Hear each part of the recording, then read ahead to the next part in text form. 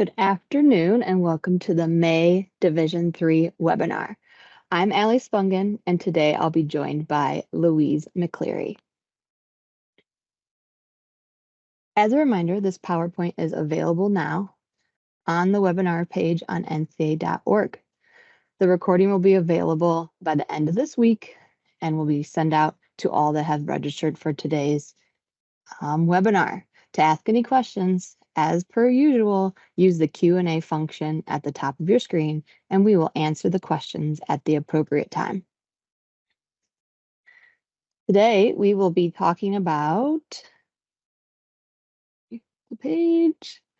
We will have a Student Athlete Advisory Committee update. We'll also have some council updates covering council rotation, regional rules seminar, championship enhancements, external evaluations, federated playing rules, the athletic training working group, as well as 2025 convention legislation, name, image, and likeness, a review of legislative concepts, and post-eligibility injury insurance.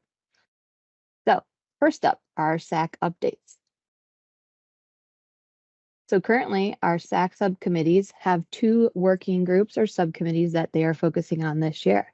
The first one is Diversity, Equity, Inclusion, Justice Working Group. The DEIJ subcommittee has launched their D3 and Me series, which you can follow along with on Instagram. It features student athletes, administrators, and coach stories from around the division.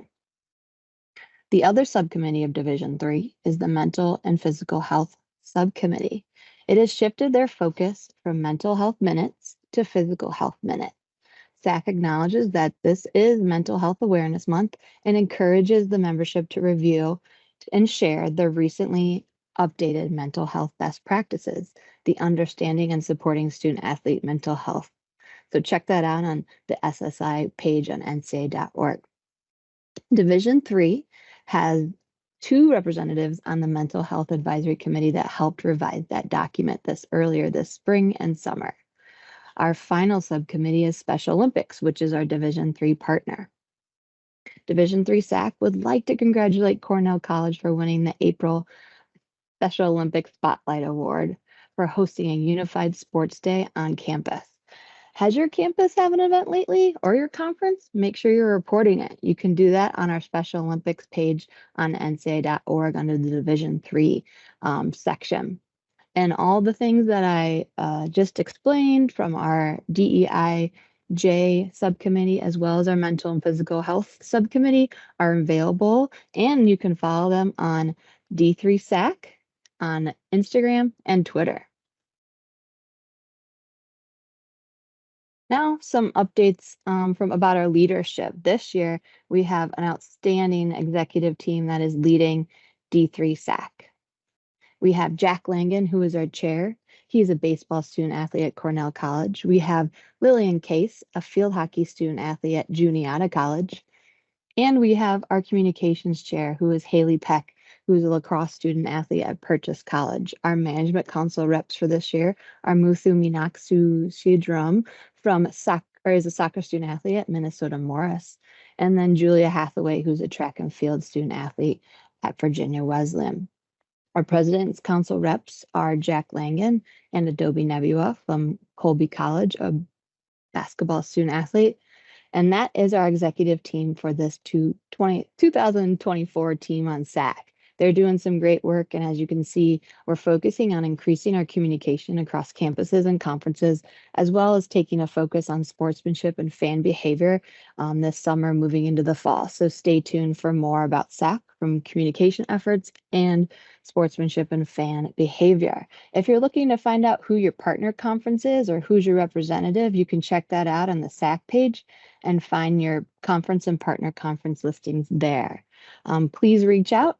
If you have information, please let us know. And then finally, I'd like to send out a big note of thanks to Isaiah Swan, a former baseball student athlete at UT Dallas, for serving 2 years as the Division 3 former student athlete representative on the NCAA Board of Governors, with his term ending this summer. I am excited to announce that Greg Ricketts, former football student athlete at Central College, will be our next representative for Division 3 former student athlete, starting his term on August 1st. So Louise, those are all my updates. I'll turn it over to you. Thanks, Allie. Good afternoon, everyone, to those on the West Coast. Good morning. There are a lot of slides that I'm going to go through. I will provide a very high level, but as Allie mentioned, please use the Q&A. We will get through as many questions as we can. So the first slide, the first update that I have coming out of the April council meetings, we go back to the 2023 NCAA convention. The membership approved new legislation that effective this August 1st, every multi-sport conference must be represented either on Management Council or President's Council. During the council meetings, both Management Council and President's Council approved the new rotation that has been released out to the membership. If you have not seen it, it has been sent directly to the NADIA Executive Board as well as all of the commissioners. Those solicitations have also gone out so that there are some conferences that we need to select representatives this August. And so we are soliciting nominations. The nominating committee will oversee that between now and early June. So if your conference is up for Management Council, make sure that you submit your nominations, and then the same for President's Council. So we will bring in approximately 3 new members to President's Council effective August 1. And then we have 3 new Management Council members, but then we also have some backfills. So I think Management Council is actually looking at 6 to 7 new members for this August. We'll go to the next slide, Allie. We heard from the commissioners' executive body as well as the NADIA executive body for requests to live stream the regional rules Division III sessions this year that's occurring in Las Vegas, June 12th to the 14th. What the rationale was is that it would allow many more in the membership to receive that really important compliance rules education. And so the administrative committee received that request through the membership committee and went ahead and approved to live stream this year's regional rules seminars. What I want to remind everyone, though, is that this is your year that you need to attend regional rules to meet that bylaw requirement. Watching the live stream will not fulfill that in-person attendance requirement. So if you are due to attend, we will see you in Las Vegas, June 12th through the 14th. But for everybody else, if you want to get that additional compliance education, please tune in to the live stream.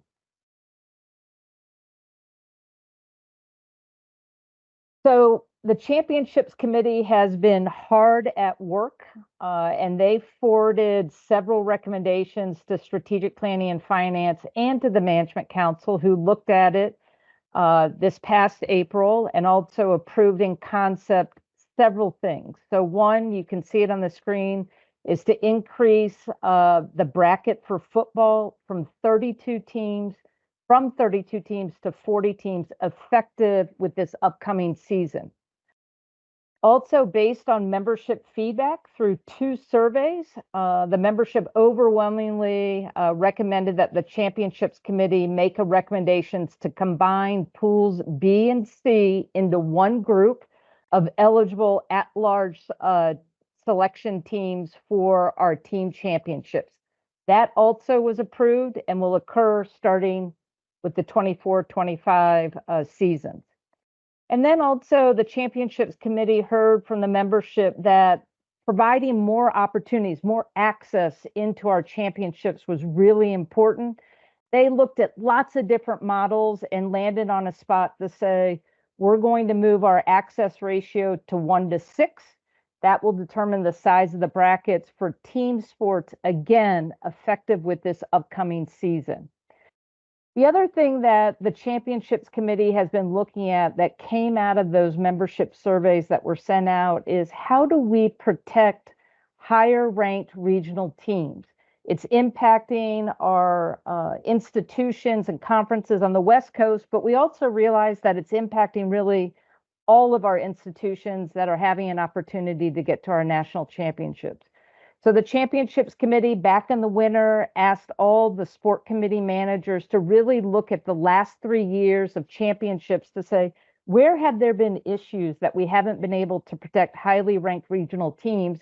And if there was an issue, what might you recommend be the solution?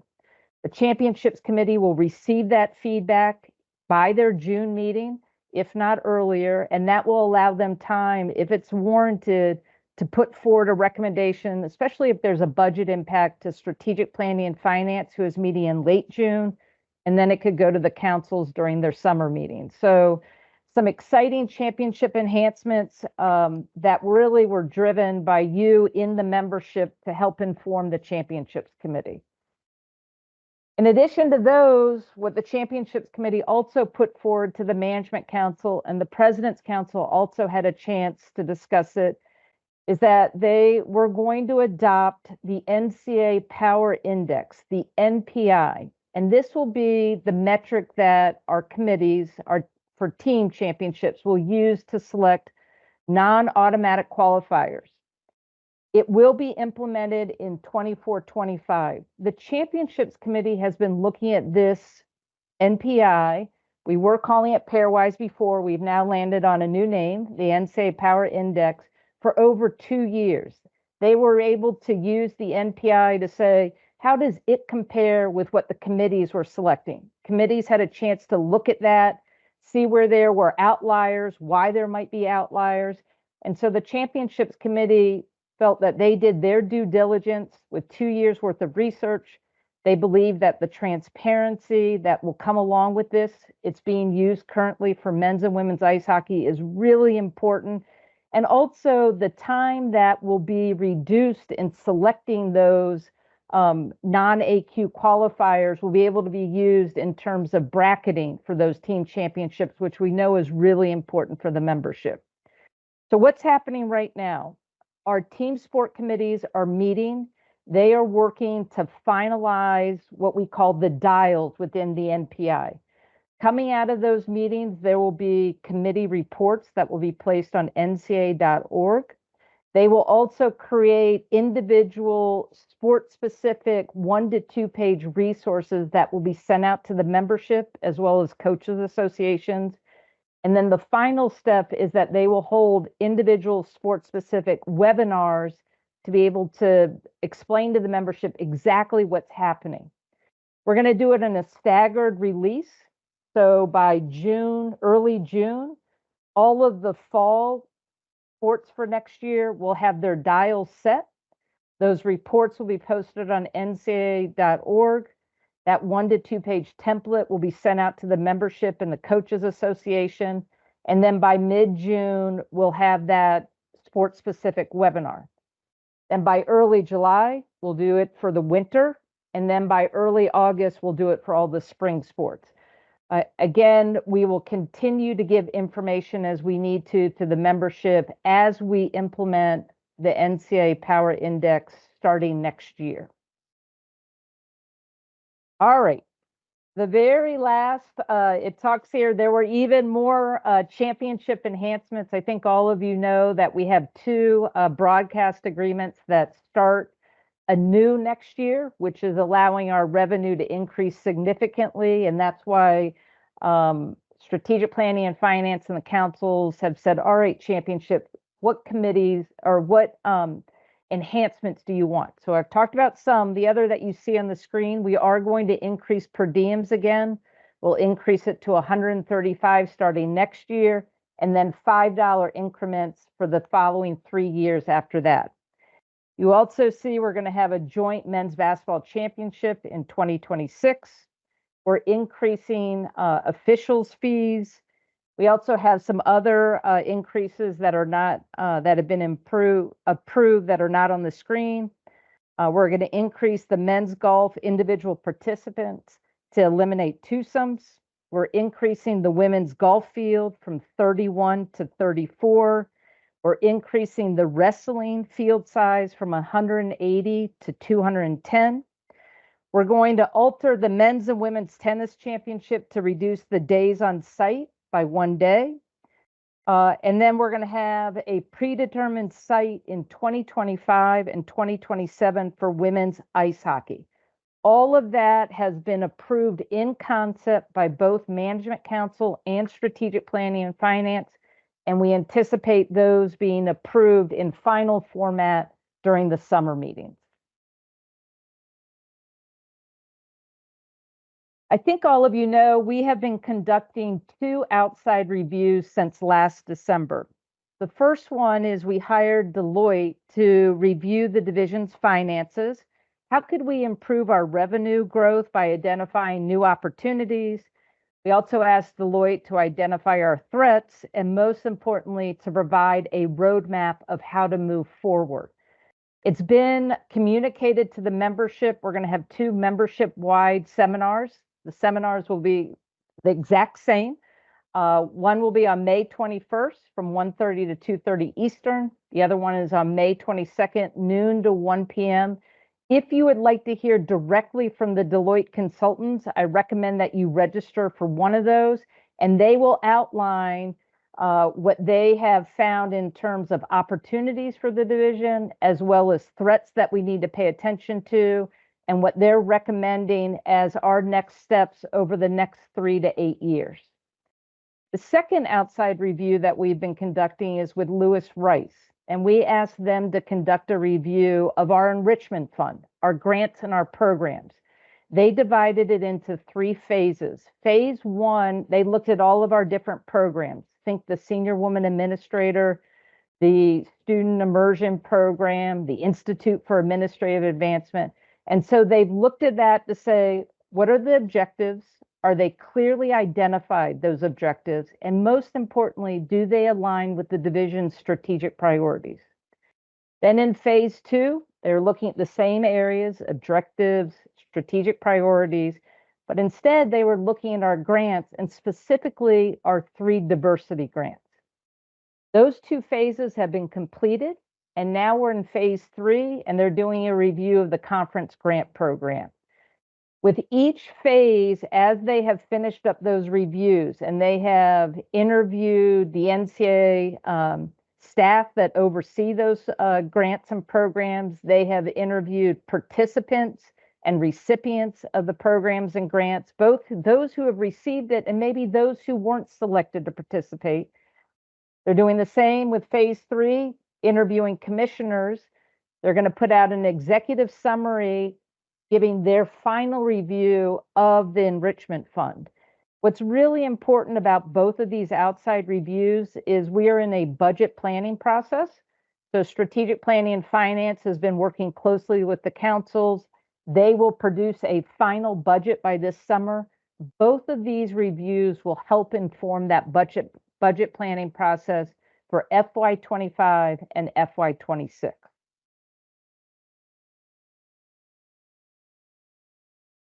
All right, so federated playing rules process.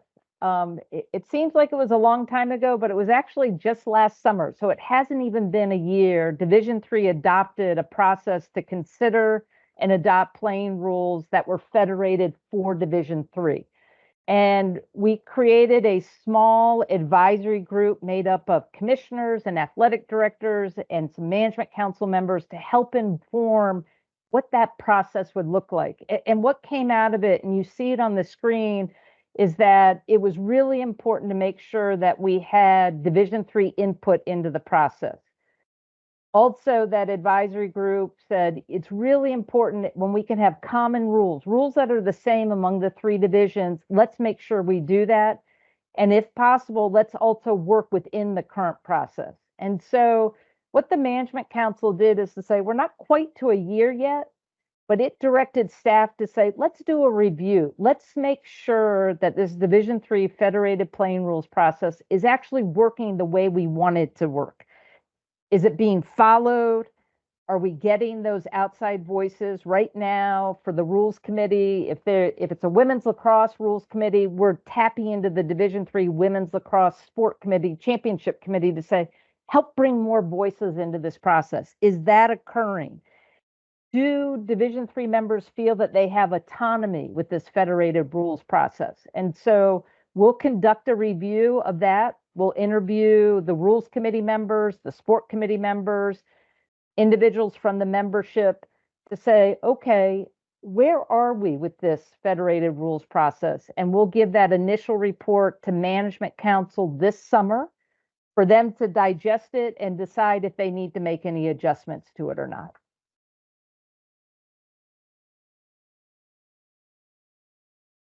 Also, at the request of the Nadia executive group, and this was close to a year ago, really it's been identified, and we've heard from all of you in the membership, that there is a real concern and a crisis in many ways around athletic trainers, especially the recruiting and the retention of athletic trainers. So we compiled a working group. This working group had an opportunity to present at the Issues Forum at the 2024 convention. We had roundtable discussion, and really they have landed on 3 areas of focus. What is the workload for our athletic trainers? What is the work-life balance for our athletic trainers? And really what we have found with a membership survey and feedback from the Issues Forum is athletics department culture, how athletic trainers are incorporated into discussions, decision-making around practices, is one of the biggest deterrents right now for our athletic trainers, one of the biggest hurdles for them to overcome. And so the working group provided some initial recommendations to Management Council in April. They're re-looking at those recommendations based on the council's feedback. They will give revised recommendations this summer, and we're hoping to release at least the first set of recommendations out to the membership before you start the next round of next season of competition in 24-25. So hoping to release that in August of 24.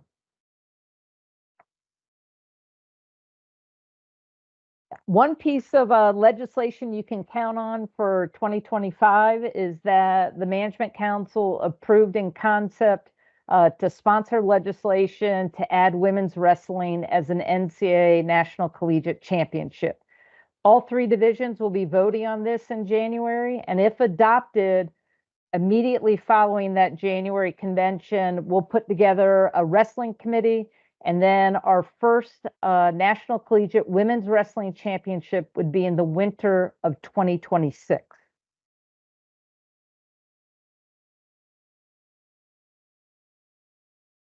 So Management Council, we continue to look at name, image, and likeness. The Interpretations and Legislation Committee made a recommendation to Management Council to adopt non-controversial legislation, which they did, and they did it in 2 areas. One was to provide a voluntary registration process for NIL service providers.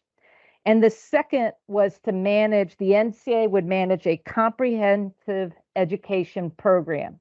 These are 2 actions that have been taken by both Division I and Division II. The Management Council and ILC thought it made sense for it also to benefit our Division III student athletes. This will become effective August 1st. We will continue to give updates, especially around that educational programming that will be available to our Division III student athletes. The other divisions continue to take some steps around name, image, and likeness. So our Interpretations and Legislation Committee will continue to look at what actions they're taking, determine if it makes sense for Division III, and if yes, there may be additional recommendations to Management Council this summer.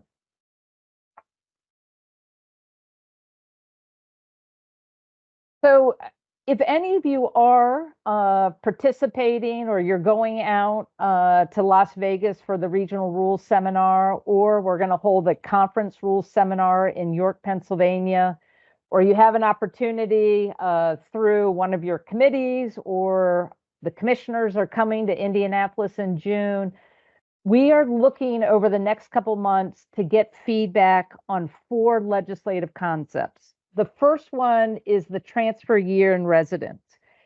So the Interpretations and Legislation Committee has been taking the lead on this, and they have been seeking feedback. And really the question that we're going to be asking the membership to get feedback on is, Should the division continue to use the year in residence requirement as our default, or should it change? And depending on the feedback that comes back, ILC may make a recommendation to Management Council to sponsor 2025 convention legislation. At the request of the membership, the Interpretations and Legislation Committee has also been looking at our legislative process. And is it the right time to make some changes in terms of the sponsorship deadlines? And should we establish a membership comment period? We'll continue to get that feedback. And again, if appropriate, a recommendation will come back to Management Council to sponsor 2025 convention legislation. The membership committee has also been busy. They have been looking at, does it make sense to establish a waiver to shorten the NCAA reclassifying? So that's a Division II or a Division I looking to reclassify to Division III from 3 years to 2 years. And so they'll be seeking feedback again from the membership, and if appropriate, they will forward a recommendation to Management Council to sponsor 2025 convention legislation. And the last area that really all three divisions are looking at is sports wagering. Right now, we have common rules around sports wagering. I think the Management Council, at least initial feedback is, yeah, that makes sense for those rules to be common. I think many of you heard that from our Sports Science Institute, from President Baker, that sports wagering really, it can be ended up being connected to student athletes' mental health, especially with the abuses that are occurring on social media.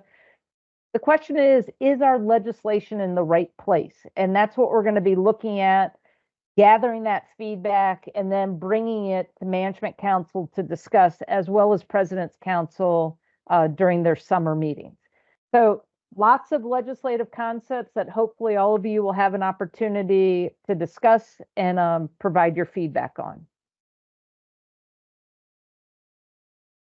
This slide's really a reminder. It wasn't necessarily discussed at the April council meetings, but I think, again, you continue to get a steady stream of information from the NCAA regarding it's been approved, but it's brand new, this post-eligibility insurance program. It takes effect this August. It's available to any student athlete. Then the coverage is for 2 years after the student athlete finishes their college athletics experience. And keep in mind, it's not starting August 1st. You can't go back to May. It's August 1st moving forward. And so in addition to the emails and the communications that are being sent directly to campuses, you can also find information on ncaa.org. I have 2 minutes to spare, Allie. Yeah. But let's see if there are any questions. I am happy to answer any of them. Sure. First up, question about regional rules. Any thought to proactively approving for future years instead of doing year by year? It's a great question. The membership committee is looking at that, and there is a good chance that they will make that recommendation to Strategic Planning and Finance to consider during its June meeting for future years of live streaming. Okay, next up is some championship questions surrounding NPI. How often can the dials be changed within the NPI? And will they coincide with sport rule change windows? And then will commissioners be included in dial setting? Okay, so 3 questions, and you'll keep me honest, Hallie, if I hit them all. So the Championships Committee has a meeting on May 14th. They are going to continue to discuss how often the dials can be set. Initial discussions said that it really shouldn't be more than every 2 to 3 years. Keep in mind, for men's and women's ice hockey, those dials have been set and they have never been changed. And we have had that. We've used NPI for several years now for the ice hockey. So that final question is not quite, there hasn't been a final determination, but we anticipate that coming out of the Championships Committee's May meeting. In terms of setting the dials, that will be up to those sport committees. They have been, they're the closest to it. They have ties back to commissioners, institutions, coaches associations. And so the dials will be the complete ownership of the sport committees. However, the championships committee has also said for checks and balances, when a committee does want to change a dial, to have that recommendation have to come to the championships committee with extensive rationale of why a dial may be changed. You want one more question? Sure, we'll do one last one. Okay. So, has there been an update on separating high-ranked opponents and allowing flights in earlier rounds during posting and play? This was previously high-ranked, or I thought, as a priority on a recent survey by the membership. Yep, and so I gave that update at the very beginning of this webinar. Absolutely. So the championships committee has consistently been talking about that. They really felt though they needed additional information, and so they have charged all of the team champs managers to look at the last 3 championships brackets. So think post-pandemic, to see where there have been issues, where the committee would have said, this is where we may have wanted to separate higher regionally ranked teams. And if they did want to separate it, what they may recommend as the solution. And we anticipate that information coming back to the championships committee by their June meeting, which allows enough time that if they have recommendations, it can still get the strategic planning and finance as well as the council. So if there's a budget impact with those recommendations, it can get into the FY 25-26 budget cycle. Perfect. Those are all the questions we had today, Louise. All right. Well, I thank all of you. I know it is an incredibly busy time on campus with graduations, spring championships, end of year meetings. Thank you for joining us. This PowerPoint, as well as the recording, can be found on ncaa.org Division III webinar page. Wishing you a wonderful summer. Hopefully we'll bump into each other either at regional rules or another meeting. And may you also find a little downtime to re-energize your batteries. But thanks so much for joining us.